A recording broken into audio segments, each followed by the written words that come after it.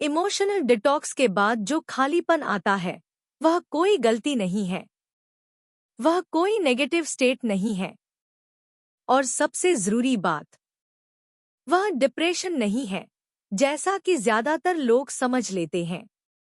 यह खालीपन असल में एक ट्रांजिशन है, पुराने भावनात्मक पैटर्न के टूटने और नए अस्तित्व के जन्म के बीच का स्पेस। जब कोई इंसान सालों, कभी कभी पूरी जिंदगी अपने दुख, दर्द, डर, गुस्सा, अटैचमेंट, ट्रॉमा और इमोशनल स्टोरीज के साथ जीता है, तो वही भावनाएं उसकी पहचान बन जाती है। वह यह नहीं कहता मेरे अंदर दुख है, वह कहता है मैं दुखी हूं। इमोशनल डिटॉक्स में जब ये परतें उतरती हैं, जब रोना पूरा हो जाता है, जब गुस्सा शांत हो जाता है, जब पुरानी यादों का चार्ज खत्म हो जाता है, तब अचानक एक साइलेंस आता है, और उसी साइलेंस को लोग खालीपन कह देते हैं। असल में वह खालीपन नहीं है, वह नो आइडेंटिटी जोन है। अब तुम्हारा दुख तुम्हारी पहचान नहीं है, अब तुम्हारा दर्द तुम्हें डिफाइन नहीं करता, अब तुम्हारी कहानी तुम्हारे होने का आधार नहीं है। और यही दिमाग घबरा जाता है, क्योंकि दिमाग को नाटक चाहिए, उसे भावनाएं चाहिए, उसे कुछ ऐसा चाहिए जिससे वह कह सके मैं हूं। जब कुछ भी नहीं बचता तो दिमाग कहता है कुछ गलत हो रहा है, मैं सुन्न क्यों महसूस कर रही हूं, मुझे कुछ भी महसूस क्यों नहीं हो रहा। पर सच यह है, तुम पहली बार बिना भावनात्मक शोर के हो। यह वही अवस्था है जहां ज्यादातर लोग वापस पुराने पैटर्न में भाग जाते हैं। कोई फिर से किसी से अटैच हो जाता है, कोई ड्रामा क्रिएट करता है, कोई पुरानी यादों को जबरदस्ती सोचता है, कोई सोशल मीडिया, म्यूजिक, रिलेशनशिप या ओवरथिंकिंग में डूब जाता है। क्यों? क्योंकि खालीपन से ज्यादा डरावनी चीज है खुद से बिना पहचान के मिलना। यह खालीपन असल में एक क्लीन स्लेट है, लेकिन दिमाग को क्लीन स्लेट पसंद नहीं। उसे लिखा हुआ पन्ना चाहिए, चाहे वह दर्द से भरा क्यों न हो। अब यहाँ एक बहुत गहरी सच्चाई समझो। इमोशनल डिटॉक्स के बाद जो खालीपन आता है वह इसलिए आता है क्योंकि तुम्हारी एनर्जी अब किसी चीज से चिपकी हुई नहीं है, ना किसी इंसान से, ना किसी रिजेक्शन से, ना किसी ट्रॉमा से, ना किसी भविष्य के डर से। एनर्जी फ्री है, और फ्री एनर्जी शुरुआत में खाली लगती है। जैसे जब कमरे से सारा फर्नीचर हटा दिया जाए तो कमरा बड़ा लगता है पर खाली भी लगता है। कमरा खराब नहीं हुआ, बस स्पेस दिखने लगा है। यह वही स्पेस है जहां से असली अवेयरनेस शुरू होती है। पर एक बात बहुत कम लोग बताते हैं, यह खालीपन तब तक अजीब लगता है जब तक तुम इससे कुछ बनने की उम्मीद करती हो। जिस दिन तुम इस खालीपन में कुछ महसूस करने की कोशिश छोड़ देती हो, उसी दिन यह शांति में बदल जाता है। खालीपन और शांति में फर्क सिर्फ एक चीज का है, रेजिस्टेंस। अगर तुम इस अवस्था में खुद से बार बार पूछ रही हो मैं पहले जैसी क्यों नहीं हूं, तो समझो तुम पुराने वर्जन से चिपकी हुई हो। पर सच यह है, तुम पहले जैसी बनने के लिए नहीं टूटी थी, तुम पहले जैसी रहने के कारण टूटी थी। यह अवस्था तुम्हें कुछ सिखाने नहीं आई, यह तुम्हें कुछ बनने भी नहीं कह रही। यह बस तुम्हें बिना रोल, बिना मास्क, बिना कहानी के बैठना सिखा रही है। और यही सबसे मुश्किल चीज है, क्योंकि समाज ने हमें सिखाया है खुश रहो, कुछ महसूस करो, दुखी हो, कुछ महसूस करो, पर कुछ भी नहीं महसूस करना, उसे हमने कभी नॉर्मल नहीं माना। जबकि आध्यात्मिक रूप से, मनोवैज्ञानिक रूप से और न्यूरोलॉजिकल लेवल पर। यही सबसे हील्ड स्टेट होती है।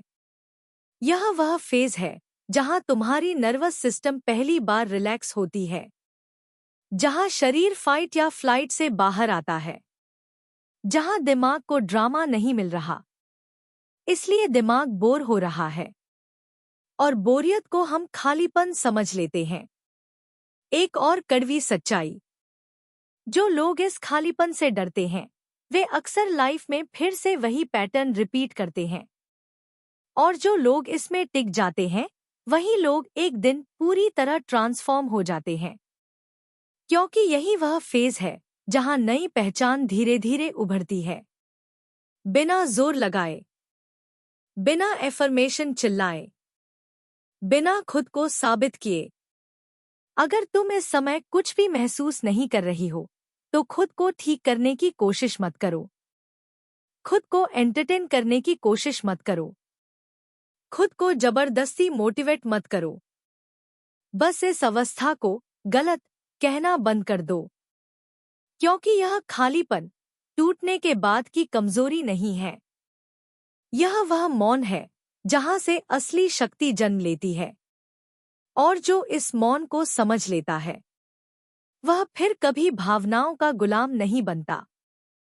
अब यहाँ एक ऐसी बात आती है जो लगभग कोई नहीं बताता, और अगर यह समझ में आ गई तो तुम्हारा यह पूरा फेज बदल जाएगा। इमोशनल डिटॉक्स के बाद जो खालीपन आता है वह इसलिए भी भारी लगता है क्योंकि पहली बार तुम्हारे जीवन में रिएक्शन नहीं बचता। अब कोई ट्रिगर नहीं है, अब कोई कहानी नहीं है जिस पर तुम रो सको, अब कोई दुश्मन नहीं है जिससे तुम लड़ सको, और अब कोई ऐसा भी नहीं है जिसे तुम दोष दे सको। और जब दोष देने के लिए कुछ नहीं बचता तब आत्मनिरीक्षण शुरू होता है, और यही वह जगह है जहां ज्यादातर लोग रुक नहीं पाते, क्योंकि जब बाहर कुछ नहीं बचता तो अंदर की सच्चाई सामने आती है। यह खालीपन असल में तुम्हें यह दिखाने आता है कि तुम्हारी जिंदगी में कितनी चीजें सिर्फ डिस्ट्रैक्शन थीं, कितने रिश्ते सिर्फ दर्द से भागने का तरीका थे, कितनी बातें, कितनी आदतें, कितनी चाहते असल में तुम्हारे अकेलेपन से बचने के तरीके थे।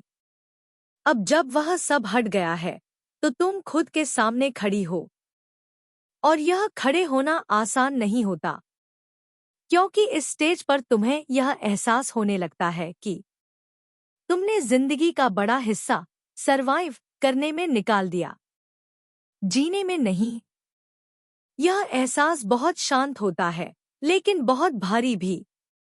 यहाँ एक बहुत ही महत्वपूर्ण अंतर समझना जरूरी है। खालीपन इसलिए नहीं आता कि तुम्हारे अंदर कुछ नहीं है।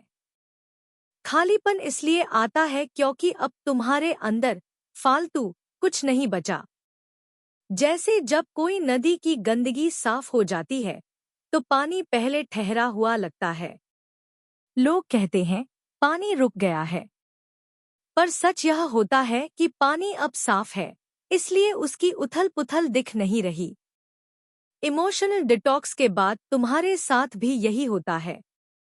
पहले तुम्हारे अंदर बहुत मूवमेंट थी, सोचों की, भावनाओं की, डर की, उम्मीद की।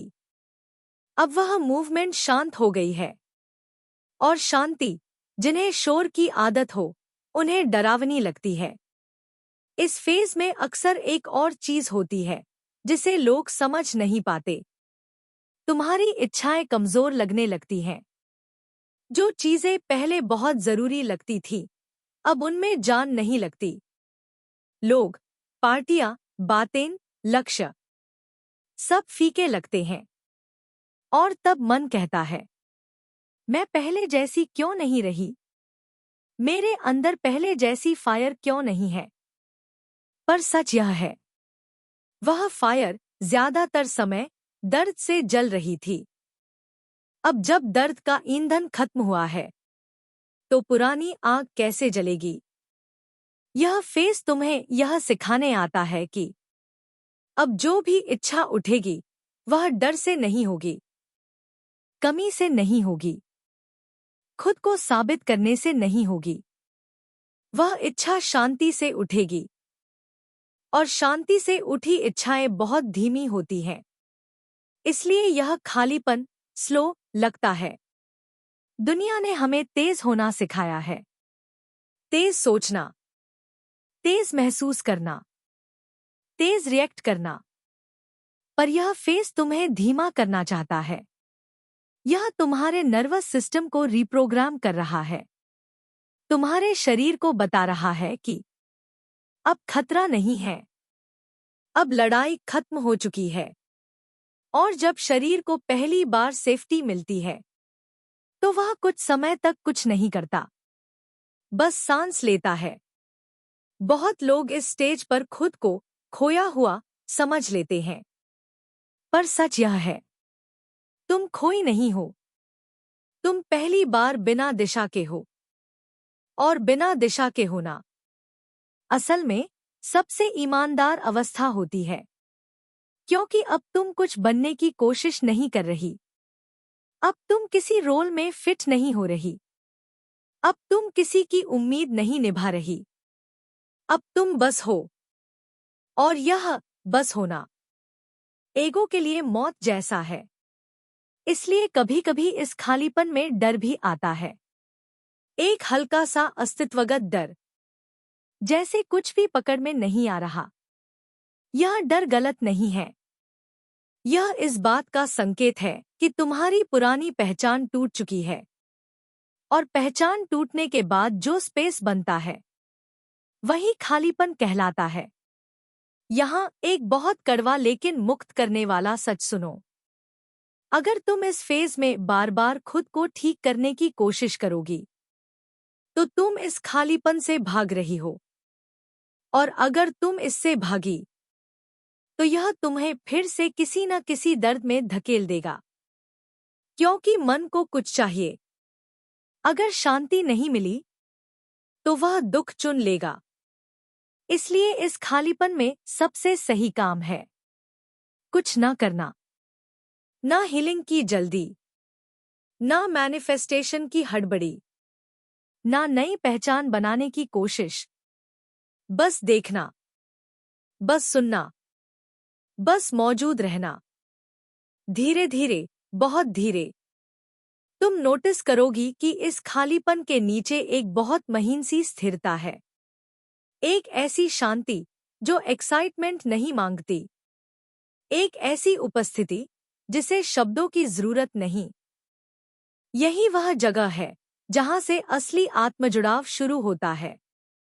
और अब सबसे गहरी बात, यह खालीपन स्थायी नहीं है, पर यह जितना टिकना चाहिए उतना टिके, तो ही यह अपना काम पूरा करेगा। जो लोग इसे जल्दी भर देते हैं वे खुद को फिर से खो देते हैं, और जो लोग इसे समझ लेते हैं वे खुद को पहली बार पाते हैं। यह अवस्था तुम्हें कमजोर बनाने नहीं आई, यह तुम्हें निर्भरता से मुक्त करने आई है। यह तुम्हें यह सिखाने आई है कि तुम बिना दर्द के भी अस्तित्व रख सकती हो, तुम बिना कहानी के भी पूरी हो सकती हो, तुम बिना भावनात्मक रोलर कोस्टर के भी जिंदा हो सकती हो। और जब यह समझ बैठ जाती है तो खालीपन खालीपन नहीं रहता, वह एक गहरा आधार बन जाता है, एक ऐसा आधार जिस पर अब जो भी बनेगा वह सच होगा, शांत होगा और टिकाऊ होगा। यही कारण है कि यह फेज चुप होता है, ड्रामेटिक नहीं। यही कारण है कि यह दिखता नहीं, पर यही वह फेज है जहां असली बदलाव होता है। अगर तुम इस समय इस खालीपन में हो तो जान लो, तुम गलत जगह नहीं हो, तुम अंत में नहीं हो, तुम शुरुआत से ठीक पहले हो। और जो इस खालीपन से डरना छोड़ देता है वही पहली बार सच में मुक्त होता है।